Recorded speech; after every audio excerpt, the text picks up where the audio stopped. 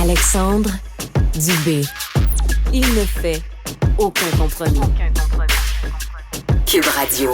Cube Radio. Cube Radio. Cybèle Olivier, journaliste à la recherche ici à Cube Radio. Bonjour Cybèle. Bonjour.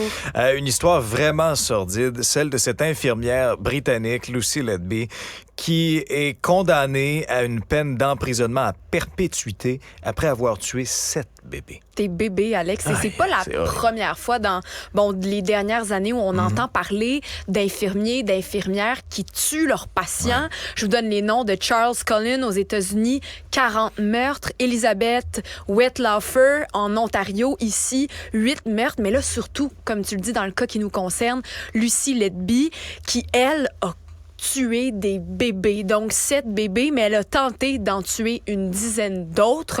Donc, 6 dont on sait que c'est confirmé.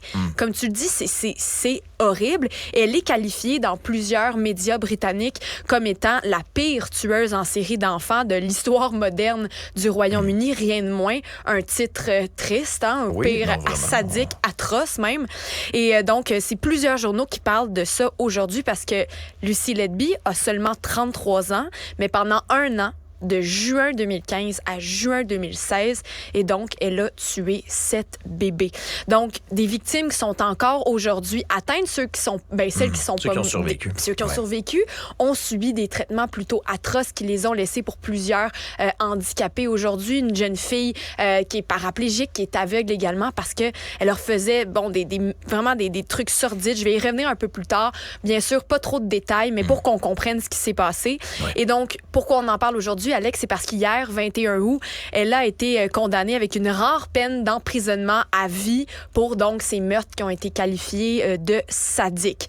Donc, je l'ai dit, je vous parle un peu de cette histoire, donc s'étend sur un an. Elle, lorsqu'elle a agi, mais l'histoire est un peu plus longue puisqu'elle arrive jusqu'à aujourd'hui, en fait. Oui. Alors, en fait, de juin 2015 à juin 2016, on commençait à se douter un peu que l'impensable était en train de se produire à l'hôpital où elle travaillait.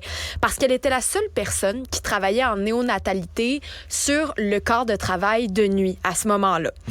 Donc, au début de l'année 2015, en juin, au début de l'été, il y a déjà 3 enfants qui sont morts.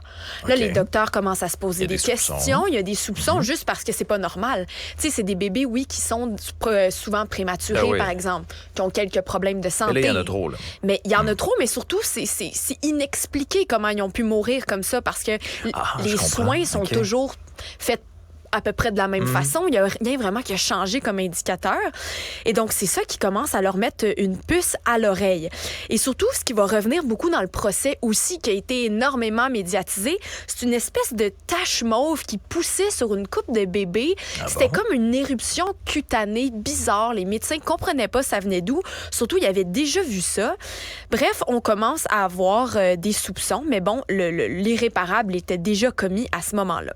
Et c'est vraiment une des sentinelles, en fait, c'est le chef de l'unité de néonatalité qui, à un moment donné, se dit, là, c'est un peu bizarre ce qui se passe. Et surtout, qui fait juste soulever en disant, Lucy Letby, elle est là sur tous les corps de travail et surtout, elle est toujours dans les parages. Quand un de ces enfants-là, qu'il soit décédé ou non, qu'il y ait un problème plus grave, comme de la réanimation, quoi que ce soit, elle est toujours là.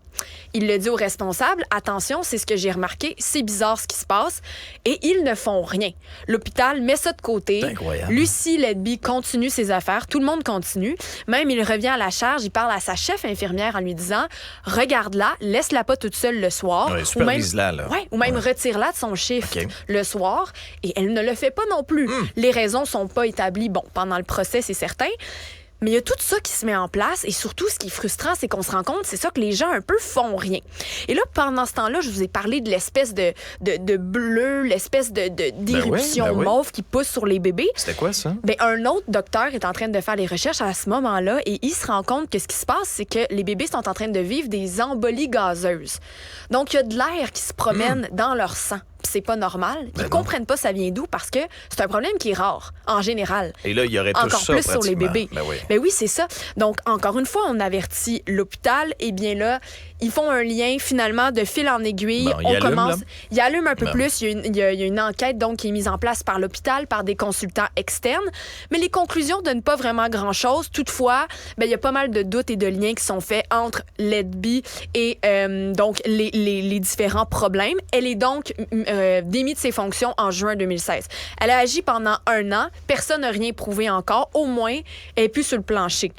Mais là, c'est là que ça devient sensible. Okay. C'est là que je vais vous expliquer un petit peu ce qu'elle a fait, en fait, pendant ces années-là. Elle a donc tué plusieurs enfants, essayé d'en tuer d'autres.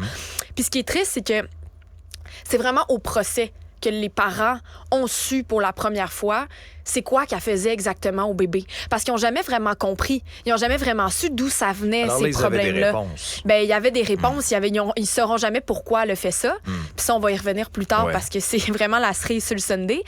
Mais en fait, toutes les éruptions mauves venaient de elle qui injectait de l'air dans les enfants directement avec une seringue. On comprend pas pourquoi, mais ce qui est décrit à travers les textes, à travers justement les récits du tribunal, ben c'est que elle prenait plaisir à faire ça. Elle aimait ça voir comment ça allait complètement comment ça allait donc venir jouer si on veut là dans le flux sanguin des bébés. Elle avait suivi un cours aussi quelques semaines avant pour savoir comment le faire exactement aussi. On sait qu'elle injectait des doses d'insuline dans les solutés des bébés. Donc, tout ça avec des parents qui avaient confiance en l'institution, qui avaient confiance aux équipes qui s'occupaient de leur bébé. Et donc, c'est ce qu'on apprend dans le procès avec plusieurs détails comme ça. Et surtout, ce qu'on sait de son témoignage, en fait, de ce que les gens racontent qui ont travaillé avec elle, les parents, c'est qu'elle avait toujours une façon bizarre de réagir aux situations d'urgence. Elle semblait des fois un peu excitée de voir tout le monde se mobiliser alentour des bébés qui commençaient à avoir des rythmes cardiaques différents. Tu sais, on entend, on s'imagine comme tout si elle prenait plaisir à tout ça. Ben oui, comme ça prenait plaisir, comme si elle aimait ça observer la situation d'urgence aussi.